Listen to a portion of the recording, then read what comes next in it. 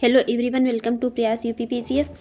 Friends, आज की video में हम बात करेंगे वीकली करंट अफेयर की। तो सबसे पहले चलिए इस वीडियो को शुरू करेंगे। इससे पहले फ्रेंड्स, अगर आप हमारे यूट्यूब चैनल पर पहली बार हैं तो चैनल को सब्सक्राइब कर लीजिएगा, वीडियो को लाइक कर दीजिएगा एंड शेयर करिए। जो भी आपके सजेशन हो उसे कमेंट बॉक्स में ज़रूर बताइएगा। सबसे पहले बात करेंगे, सबसे पहला क्वेश्चन है विश्व धर्मीय सप्ताह कब से कब तक मनाया गया। तो अभी 1 से लेकर के 7 फरवरी तक ये विश्व धर्मीय सप्ताह मनाया गया। मतलब लोगों को धर्म के प्रति ये जागरूक करने के लिए विश्व धर्मीय सप्ताह मनाया जाता है। और इसकी यदि बात करें, इसको मनाया किसके द्वारा जाता है, ये विश्व धर्मीय सप्ताह जो है इसको सेलिब्रेट किसके द्वारा किया जाता है, तो ये यूनाइटेड नेशन जनरल असेंबली के द्वारा इसको मनाया जाता है। UNGA के द्वारा ये विश्व धर्मीय सप्ताह 1 से लेकर के 7 फरवरी के बीच में इसको मनाया गया।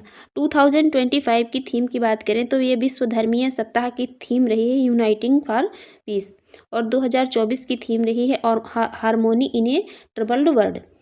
तो ये थीम इम्पॉर्टेंट है, याद रखिए। और इसको पहली बार कब सेलिब्रेट किया गया था, तो 2011 में इसको पहली बार ये विश्व धर्मीय सप्ताह को यूनाइटेड नेशन UNGA के द्वारा पहली बार 2011 में इसको मनाने की शुरुआत की गई थी।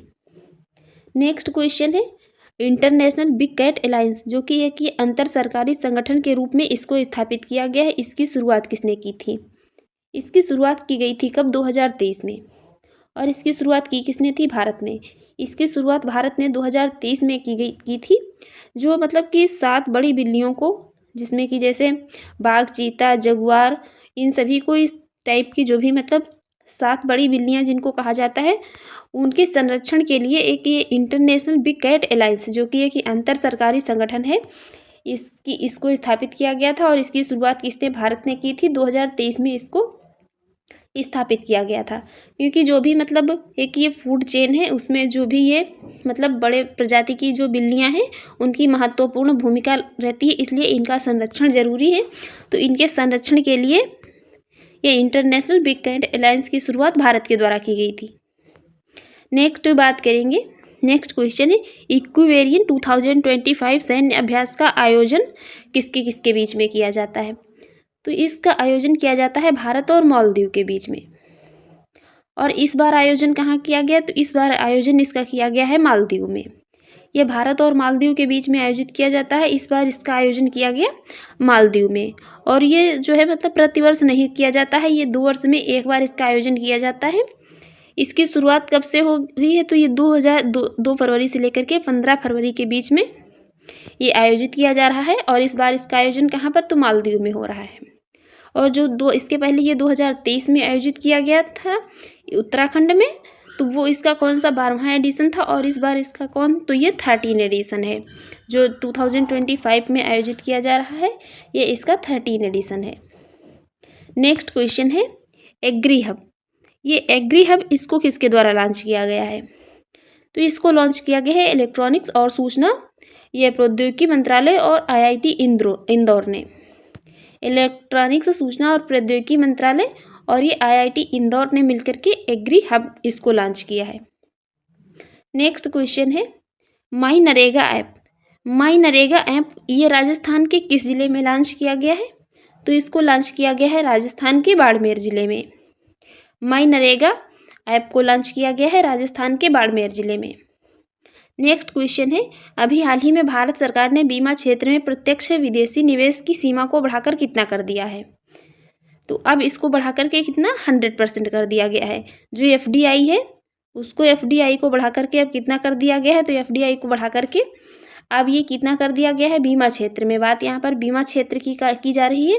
तो बीमा क्षेत्र में FDI को बढ़ाकर के कितना कर दिया गया है? पूरा ये 100% कर दिया गया है। नेक्स्ट क्वेश्चन है अभी काफ़ी चर्चा में रहे हैं, इनका नाम है तेजस सिरसे। इनका संबंध किससे है? तो ये काफ़ी न्यूज़ में रहे हैं तेजस सिरसे। इनका संबंध है 60 मीटर ये बाधा दौड़ से। ये 60 मीटर बाधा दौड़ से संबंधित खिलाड़ी हैं, नाम है इनका तेजस सिरसे। नेक्स्ट क्वेश्चन है अभी हाल ही में केरल के पश्चिमी घाट में दो नई प्रजातियां खोजी गई हैं। इलायची की नई प्रजातियां हैं। ये जो हरी इलायची होती है, इसकी ये 2 नई प्रजातियां हैं। इसको हरी इलायची को ये मसालों की रानी भी कहा जाता है। तो इसकी जो नई 2 प्रजातियां खोजी गई हैं उनका नाम है एलेटोरिया फेसिफेरा और दूसरी है एलेटोरिया ट्यूलिफेरा। तो ये एलेटोरिया फेसिफेरा और इलेटेरिया ट्यूलिफेरा जो हैं, ट्यूलिफेरा, ये दोनों हरी इलायची की प्रजातियां हैं और ये केरल के पश्चिमी घाट में खोजी गई हैं और इसको मसालों की रानी भी कहा जाता है। नेक्स्ट क्वेश्चन है, डोंगरी भाषा के लिए साहित्य अकादमी पुरस्कार 2024 किसने जीता है? तो ये डोंगरी भाषा के लिए साहित्य अकादमी पुरस्कार 2024 जीता है किसने? ये जीता है चमन अरोड़ा ने। ये टोटल जो है साहित्य अकादमी पुरस्कार कितनी भाषाओं में दिए जाते हैं? तो ये 24 भाषाओं में दिए जाते हैं। और इनका आयोजन कब किया जाएगा? तो ये 2024 वाले कब प्रदान कब किए जाएंगे? तो ये 8 मार्च 2025 को नई दिल्ली में प्रदान किए जाएंगे। और डोंगरी भाषा के लिए इस बार किसको दिया जाएगा? तो ये चमन अरोड़ा को दिया जाएगा। नेक्स्ट क्वेश्चन है, AI generated child abuse content को अपराध घोषित करने वाला पहला देश कौन बना है? जो भी ये मतलब AI generated child abuse content है, इसको अपराध घोषित करने वाला पहला देश बन गया है कौन? यूनाइटेड किंगडम, UK पहला देश बन गया है। नेक्स्ट क्वेश्चन है, हाल ही में भारत का व्हाइट टाइगर ब्रीडिंग सेंटर को कहाँ मंजूरी दी गई है?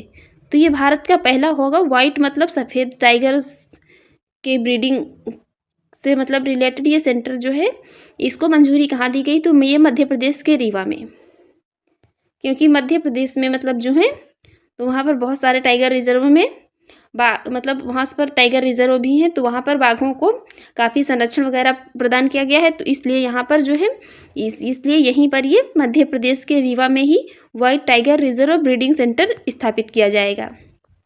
और ये सबसे ज़्यादा बाघों की बात करें तो सबसे ज़्यादा टाइगर हैं भी कहाँ पर? मध्य प्रदेश में 786 संख्या है। और सब उससे कम कहाँ पर है? तो ये 563 कर्नाटक में है और 560 कहाँ पर? ये उत्तराखंड में है। तो सबसे ज़्यादा कहाँ पर है? मध्य प्रदेश में ही है।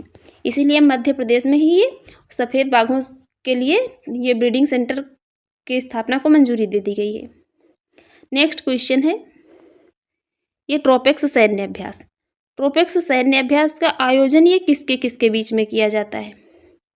तो ये तीनों सेनाओं के बीच और भारतीय तटरक्षक बल के बीच में किया जाता है। ये भारतीय सेना, वायुसेना और नौसेना और ये तटरक्षक बल, इन चारों के बीच में ये ट्रोपेक्स सैन्य अभ्यास का आयोजन किया जाता है। इसकी शुरुआत कब हुई थी? इसकी शुरुआत हुई थी 2005 में, इसको शुरू किया गया था। नेक्स्ट क्वेश्चन है, चर्चा में रहा स्फेरेयक्स, ये क्या है? तो ये नासा का एक अगला बड़ा अंतरिक्ष टेलीस्कोप होगा और इसको लॉन्च कब किया जाएगा? तो इसको 27 फरवरी 2025 को लॉन्च किया जाएगा। और स्फेरेयक्स की बात करें इसके फुल फॉर्म की, तो इसका फुल फॉर्म है spectrophotometer for the history of the universe epoch for recognition and ice explorer. इसका फुल फॉर्म याद रखिए। और ये क्या है? तो ये नासा का अगला बड़ा अंतरिक्ष टेलीस्कोप है। इसको लॉन्च कब किया जाएगा? तो ये 27 फरवरी 2025 को लॉन्च किया जाएगा। नेक्स्ट क्वेश्चन है, राज्य का पहला जैव विविधता धरोहर स्थल किस गांव को घोषित किया गया है? अभी हाल ही में ये राज्य का पहला जैव विविधता धरोहर स्थल घोषित किया गया है। तो ये गुनेरी गाँव का इनलैंड मैंग्रोव, ये गुजरात का पहला जैव विविधता धरोहर स्थल घोषित किया गया है इसको। नेक्स्ट बात करेंगे, ये मिस्टर वर्ल्ड 2025 का खिताब जीतने वाली पहली अश्वेत महिला कौन है? ये मिसेज वर्ल्ड 2025 का खिताब जीतने वाली पहली अश्वेत महिला कौन बन गई है? तो इनका नाम है सेगो गेलाय, ये पहली अश्वेत महिला बन गई हैं। नेक्स्ट क्वेश्चन है, भारत का पहला AI विश्वविद्यालय कहाँ स्थापित किया जाएगा? ये भारत का पहला होगा, इसलिए इम्पॉर्टेंट है क्योंकि भारत की हर वो चीज़ इम्पॉर्टेंट है जो पहली है। इसकी स्थापना कहाँ पर की जाएगी? तो इसकी स्थापना की जाएगी कहाँ पर? महाराष्ट्र में। नेक्स्ट क्वेश्चन है, अभी हाल ही में चांग-E7 ये मिशन किसने लॉन्च किया है? तो ये चांग-E7 मिशन, इसको नाम से भी याद रख सकते हैं कि ये किसका हो सकता है। तो ये मिशन है किसका? चाइना का। चांग-E7 मिशन है किसका? चाइना पर। और ये चाइना 2030 तक चांद पर जाकर के रिसर्च सेंटर स्थापित करने की प्लानिंग कर रहा है। अब ये करेगा क्या? जो ये चांग-ई मिशन 7 है, तो ये दक्षिणी ध्रुव पर जल और बर्फ़ की खोज करेगा और उसका विश्लेषण करेगा। दक्षिणी ध्रुव पर जाएगा और वहाँ पर जल और बर्फ़ की खोज करेगा और उसका विश्लेषण करेगा। चांग-ई 7 मिशन, और मिशन किसका है? चीन का। नेक्स्ट क्वेश्चन है, अभी आधिकारिक रूप से नक्सल फ्री किसको घोषित किया गया है? ये आधिकारिक रूप से नक्सल फ्री घोषित कर दिया गया है किसको? कर्नाटक राज्य को। कर्नाटक राज्य को अब आधिकारिक रूप से नक्सल फ्री घोषित कर दिया गया है। नेक्स्ट क्वेश्चन है, भारत का पहला कैंसर जीनोम डेटाबेस किसने लॉन्च किया है? तो ये भारत का पहला कैंसर जीनोम डेटाबेस लॉन्च किया है किसने? ये आईआईटी मद्रास ने। किसने? आईआईटी मद्रास ने लॉन्च किया है। नेक्स्ट क्वेश्चन है, अभी हाल ही में भारत की सबसे बड़ी मेंटल 3D प्रिंटिंग मशीन का अनावरण कहाँ किया गया? ये किसके द्वारा किया गया? भारत की सबसे बड़ी मेंटल 3D प्रिंटिंग मशीन है, इसका अनावरण किया गया है किसके द्वारा? तो ये DRDO और IIT हैदराबाद के द्वारा किया गया है। DRDO और IIT हैदराबाद ने मिलकर के भारत की सबसे बड़ी ये मेंटल 3D प्रिंटिंग मशीन का अनावरण किया है। नेक्स्ट क्वेश्चन है, भारत की पहली ये फेरेट रिसर्च फैसिलिटी कहाँ स्थापित की गई है? तो ये स्थापित की गई है कहाँ पर? फरीदाबाद में। भारत की पहली फेरेट रिसर्च फैसिलिटी, इसकी स्थापना कहाँ पर की गई है? फरीदाबाद में। नेक्स्ट क्वेश्चन है, अभी ये फोर्ट विलियम का नाम बदलकर जो फोर्ट विलियम कहाँ पर? कलकत्ता का किला है, ये कोलकाता का किला है फोर्ट विलियम, इसका नाम बदला गया। इसका नाम बदल करके अब क्या किया गया है? तो ये अब इसका नाम बदल करके विजय दुर्ग रखा गया है। और फोर्ट विलियम किला है तो ये 1781 में ब्रिटिश ईस्ट इंडिया कंपनी के द्वारा इसको बनाया गया था और अब इसका नाम बदल करके विजय दुर्ग रखा गया है। नेक्स्ट क्वेश्चन है, हाल ही में 38वें राष्ट्रीय खेलों में कबड्डी में स्वर्ण पदक किस राज्य ने जीता है? ये जीता है उत्तराखंड ने। 38वें राष्ट्रीय खेलों का आयोजन किया गया है जा रहा है, इसमें कबड्डी में स्वर्ण पदक जीता है किसने? उत्तराखंड राज्य ने। नेक्स्ट क्वेश्चन है, अभी हाल ही में RBI ने रेपो रेट कितना निर्धारित किया है? तो रेपो रेट अब निर्धारित किया है RBI ने कितना? तो ये 6.25% निर्धारित किया है। कितना? 6.25% निर्धारित किया है RBI ने अपना रेपो रेट। नेक्स्ट क्वेश्चन है, अभी हाल ही में माउंट एवरेस्ट और अन्य ये 8000 मीटर ऊंचे पहाड़ों पर जो ये मतलब एकल पर्वतारोहण या सोलो क्लाइंबिंग जो है, इस पर प्रतिबंध किस देश ने लगा दिया है? तो ये किया है नेपाल ने। अब ये माउंट एवरेस्ट और या जो भी मतलब 8000 मीटर से ऊंचे पहाड़ हैं उन पर अकेले मतलब पर्वतारोही नहीं जा सकते हैं, कोई सिंगल नहीं जा सकता है, या तो मतलब 2 और एक गाइड, टोटल कितने 3 जा सकते हैं। कोई भी सिंगल पर्वतारोही जो है नहीं जा सकता है, इस पर प्रतिबंध लगा दिया है किसने? नेपाल ने।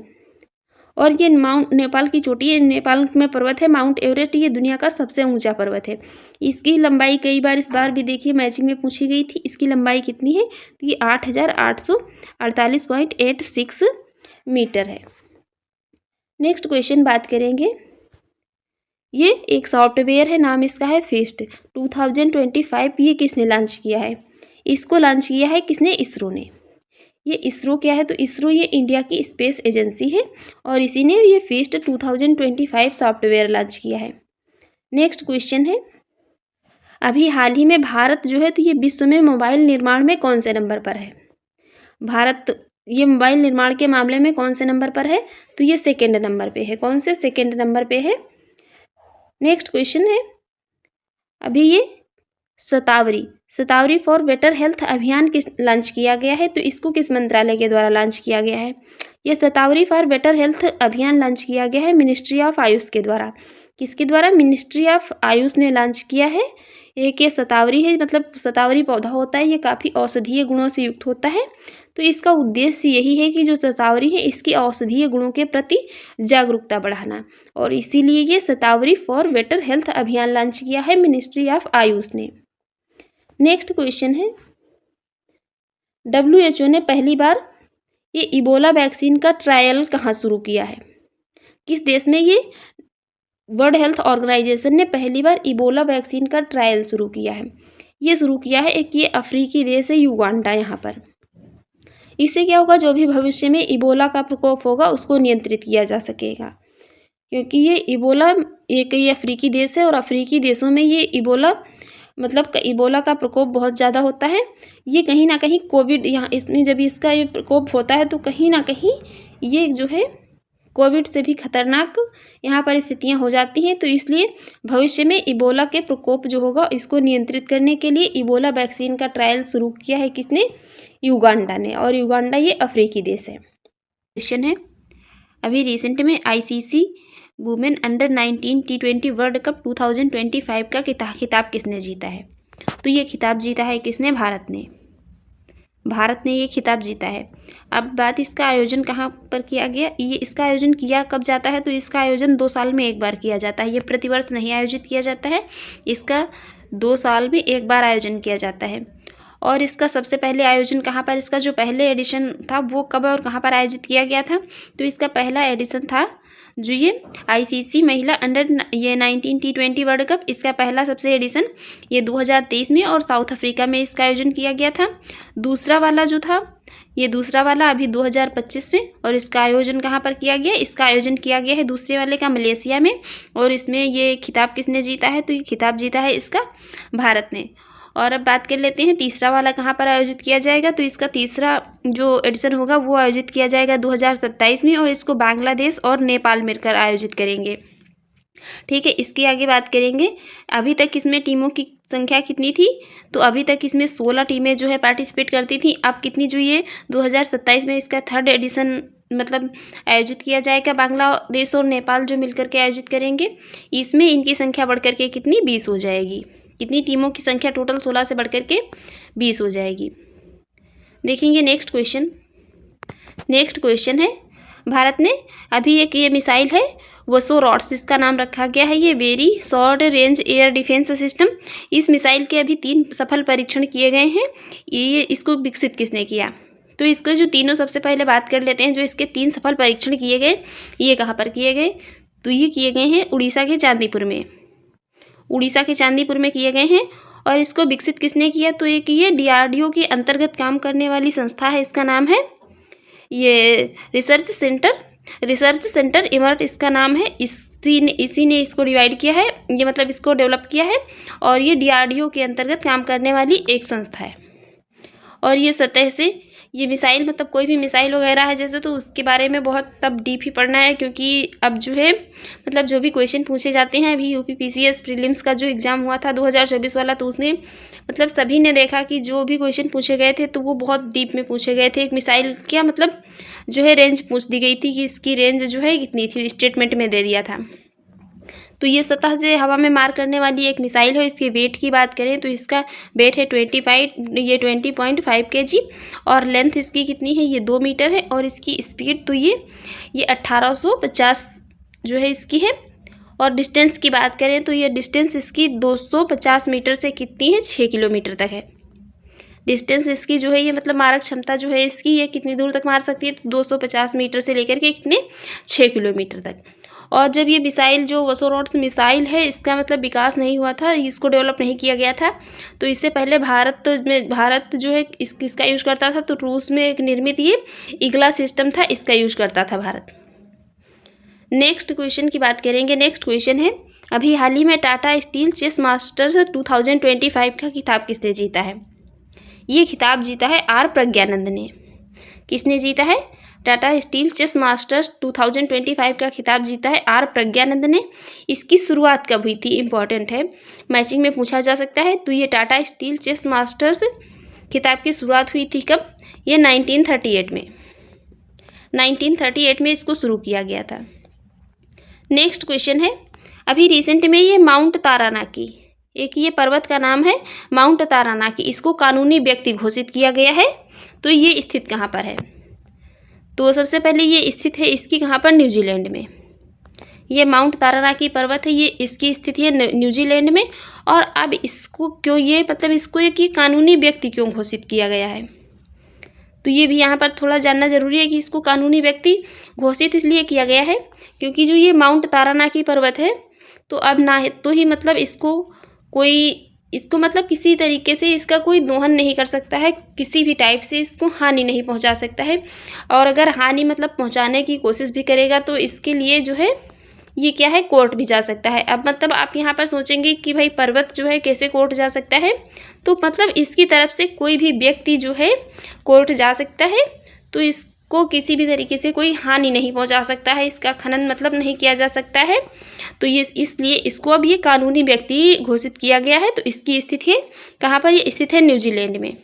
और एक माओरी जो जनजाति है जो कि इसी पर्वत के आसपास की मतलब निवासी है, तो ये इस पर्वत से काफ़ी मतलब इनकी जो सांस्कृतिक चीज़ें हैं जुड़ी हुई हैं। ये इस पर्वत की माउंट तारानाकी पर्वत की पूजा करते हैं।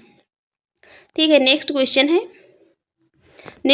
है इंडियन अमेरिकन गायक हैं ये चंद्रिका टंडन। इनको ये ग्रैमी अवार्ड मिला है। इनको ये किस मतलब एल्बम के लिए ग्रैमी अवार्ड जो है, तो ये किस इनको एल्बम के लिए दिया गया है। तो इनके एल्बम का नाम है त्रिवेणी एल्बम। ये इंडियन अमेरिकन गायिका हैं, इनका नाम है चंद्रिका टंडन और इनको ये ग्रैमी अवार्ड दिया गया है। इनका एल्बम का नाम है त्रिवेणी एल्बम। और ये जो है मतलब इस बार कौन सा ये एडिशन इसका था ग्रैमी अवार्ड का, तो ये 67वां एडिशन इसका इस बार था।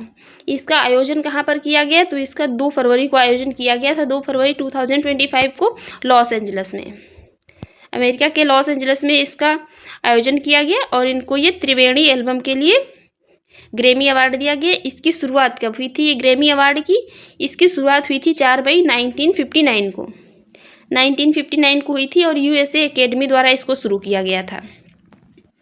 नेक्स्ट क्वेश्चन है राइट टू डाई विद ये डिग्निटी। ये right to die with dignity system, इसको लागू करने वाला दूसरा राज्य कौन बना है, तो इसको लागू करने वाला दूसरा राज्य बना है कौन, कर्नाटक।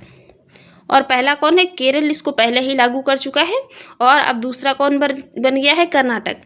तो इसको आखिर मतलब लागू एक एक करके राज्यों में क्यों किया जा रहा है, तो ये जो right to die with dignity system जो है, इस मतलब ये एक्ट जो है इसको लागू इसलिए किया जा रहा है क्योंकि जो है मतलब कोई भी व्यक्ति यदि गंभीर बीमारी से पीड़ित है तो वो जो है मतलब कानूनी तरीके से इच्छा मृत्यु मतलब मांग सकता है। वो अपने मतलब वो कानूनी तरीके से इच्छा मृत्यु मांग सकता है, इसलिए इसको लागू किया गया है अब कर्नाटक में। और केरल इसको पहले ही लागू कर चुका है।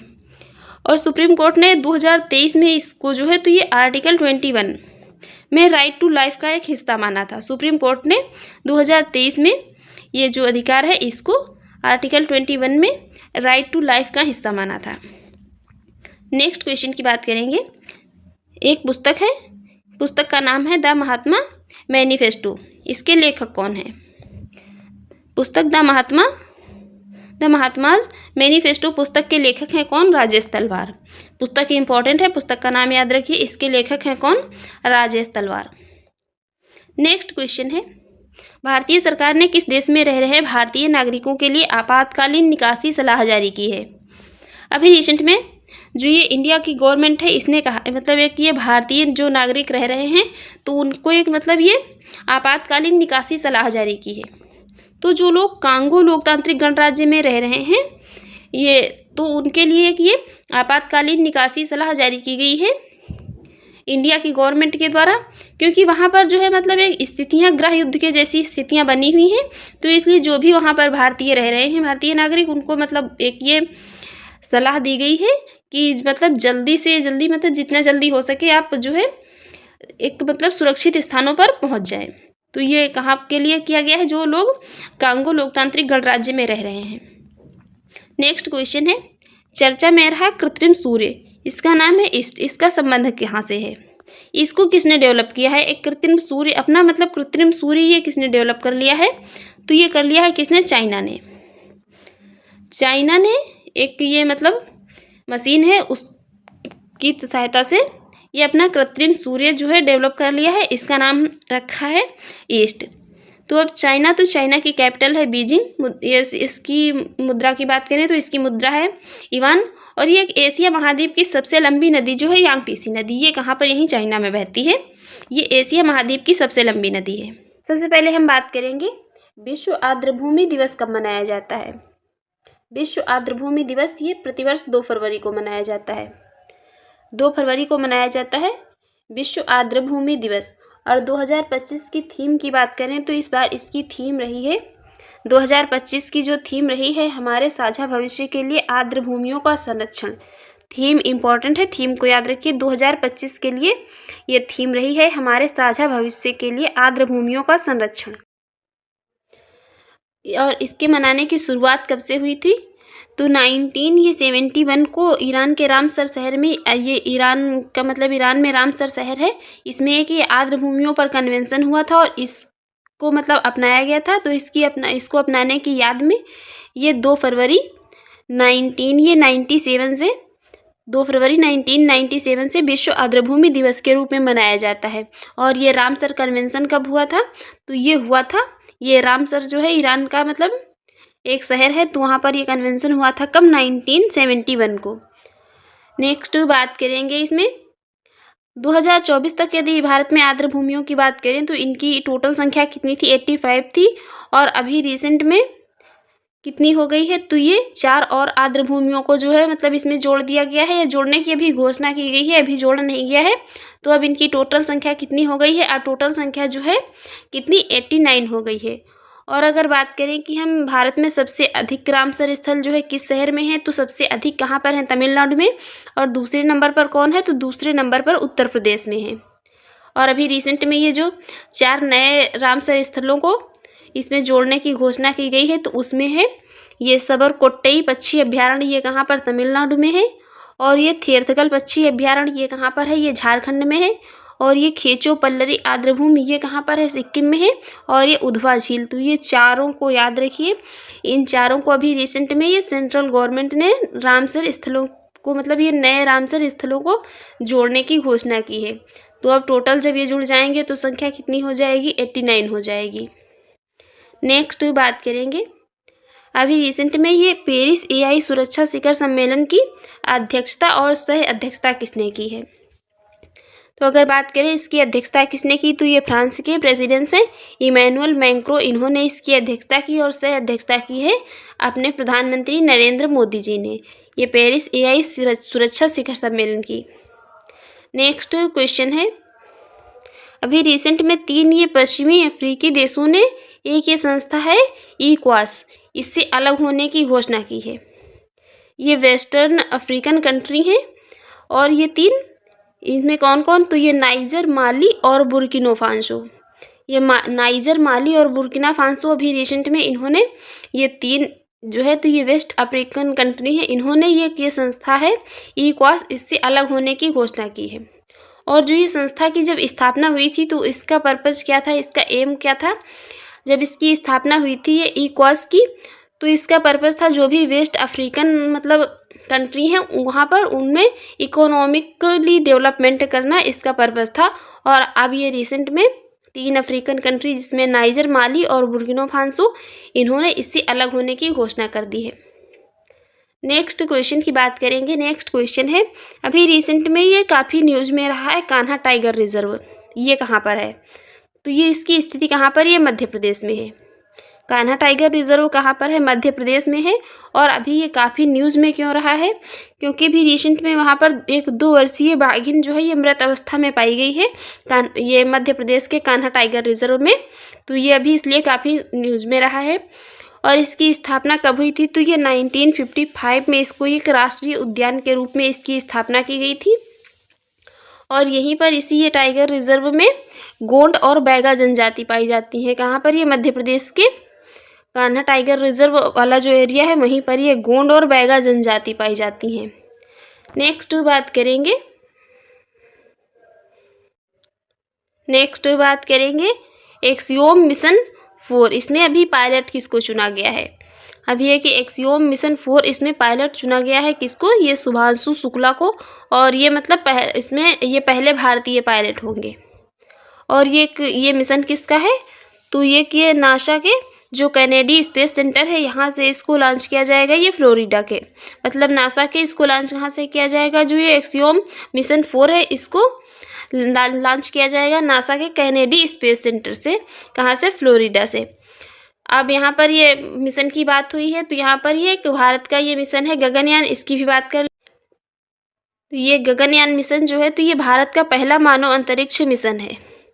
गगनयान जो है ये भारत का पहला मानव अंतरिक्ष मिशन है। और इसको डिज़ाइन किसने किया है? तो इसको इसरो के द्वारा ये इंडिया की स्पेस एजेंसी है। इसका फुल फॉर्म हमने पहले भी कई बार बताया है।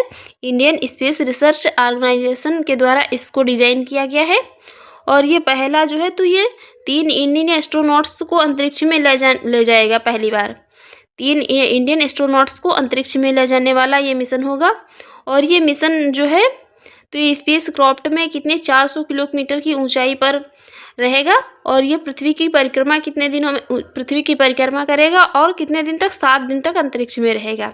400 किलोमीटर अब की बार मतलब यूपीपीसीएस प्रीलिम्स में जो है सभी ने देखा, मतलब कि जो भी मिसाइल वगैरह थी उनकी मतलब रेंज पूछ दी गई थी। तो ये याद रखिए, ये कितने 400 किलोमीटर की ऊंचाई पर पृथ्वी की परिक्रमा कितने 7 दिनों तक मतलब परिक्रमा करेगा और कितने 7 दिनों तक अंतरिक्ष में रहेगा। नेक्स्ट क्वेश्चन की बात करें। नेक्स्ट क्वेश्चन एक पुस्तक है Indian residence the Modi decode. इस पुस्तक का विमोचन अभी किया गया है। इसका विमोचन किसने किया है? तो इस पुस्तक का विमोचन किया है किसने? अमित शाह। और इसके लेखक कौन है? तो लेखक इंपॉर्टेंट है, लेखक याद रखिए। इसके लेखक हैं ये डॉक्टर ऐश्वर्या पंडित। और ये मोदी की मतलब जितने भी एक दशक में ये जो भी मतलब मोदी की स्कीम्स वगैरह रही तो ये उन्हीं सब पर, मोदी के मतलब इस इंडिया में कितना डेवलपमेंट किया गया उसी पर बेस्ड ये पुस्तक है एक।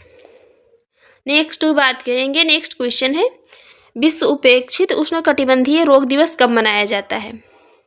इसको कब सेलिब्रेट किया जाता है? तो ये मनाया जाता है कब? 30 जनवरी को। और 2025 की इसकी थीम की बात करें तो इसकी थीम रही है ये unite, act and eliminate. Theme important है, याद रखिए। थीम रही है यूनाइट, एक्ट एंड एलिमिनेट विश्व उपेक्षित उष्णकटिबंधीय रोग दिवस की। इसको 30 जनवरी को सेलिब्रेट किया जाता है। और इसमें जो प्रमुख डिजीज मतलब प्रमुख जो बीमारियां इसमें शामिल हैं तो इसमें डेंगू, मलेरिया, काला आजार, रेबीज जैसी मतलब बहुत सारी इसमें बीमारियां शामिल हैं। नेक्स्ट क्वेश्चन की बात करेंगे। नेक्स्ट क्वेश्चन है इंटरनेशनल सरस्वती महोत्सव 2025 का आयोजन कहाँ किया गया? इसका आयोजन किया गया है कहाँ पर? हरियाणा में। हरियाणा में किया गया है इंटरनेशनल सरस्वती महोत्सव 2025 का आयोजन।